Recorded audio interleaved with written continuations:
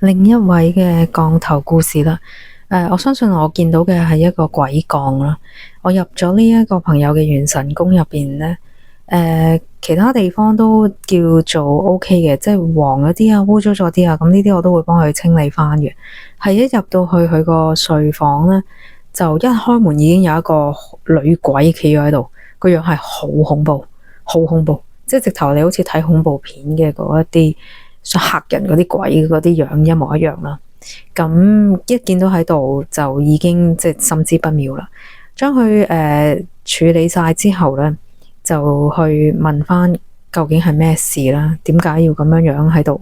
害人啦？咁就知道即係有人派佢嚟嘅，咁係一個鬼降啦，會令到佢好差好差啦，運程好差啦，什麼都會好差嘅。咁佢都有同我講話咧，其實佢人緣不嬲一直都唔係咁好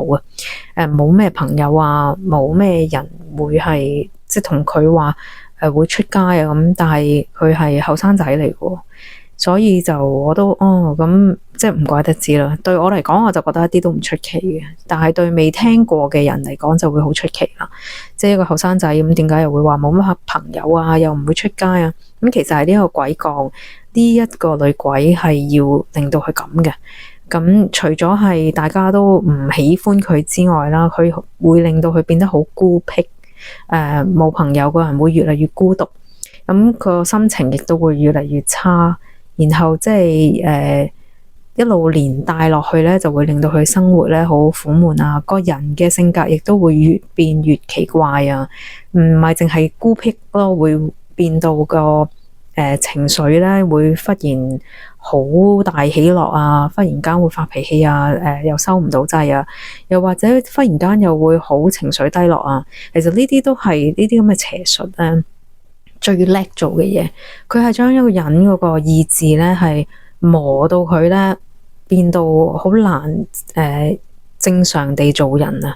咁呢個都係降頭厲害之處咯。會令到佢夜晚亦都瞓唔到啊，有好多其他啲暗病出嚟啊，咁跟住佢會精神崩潰啊，即係佢係逐